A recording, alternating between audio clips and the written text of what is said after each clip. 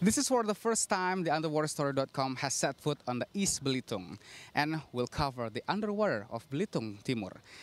We will see what they have to offer for us. See you underwater.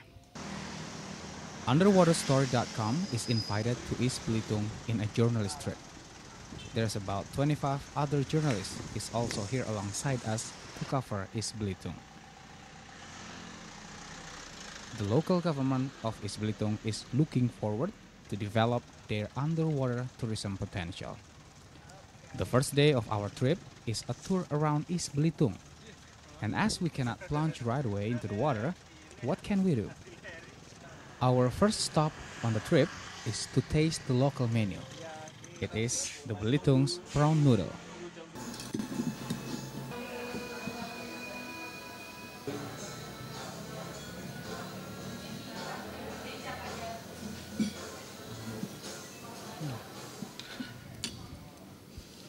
This is new for me. It is sweet, but it's complete in terms of texture. It is the boiled noodle of East Belitung. Well, the problem of tourism in East Belitung is that the distance from the airport to our destination is quite far away. But it actually can be an advantage. Why? Because we can have little stops like this to taste the local delicacy.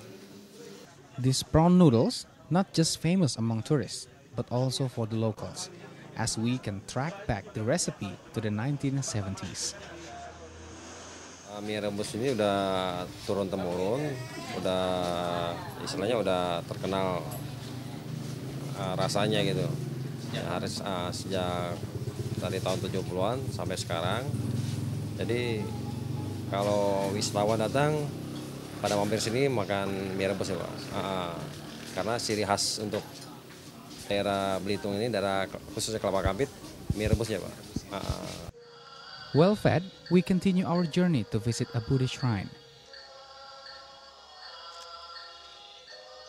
The Buddhist influence in Belitung comes from Chinese culture.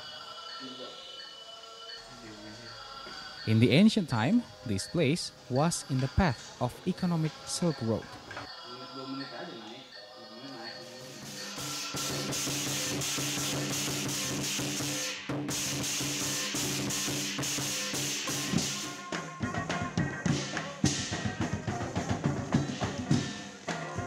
What we see here is an assimilation of culture within the Chinese and also the Malayan culture. You can hear from the music, and their play is about the indigenous people and the Chinese people that come here, and their culture is mixed together and become the culture of Belitung. From the religious place, we moved on to the beach. The beaches of Belitung Island have a distinct signature. It is these big rocks. What we see here is not yet the most famous Big Rocks beach, but these are quite amazing natural rocks placement. After we are done with the rocky beach, we head to the sandy beach. Rocky or sandy, Belitung Beach has its own signature, that is the calm waters. And the beach itself, it's a place of amusement for most of Belitung's people.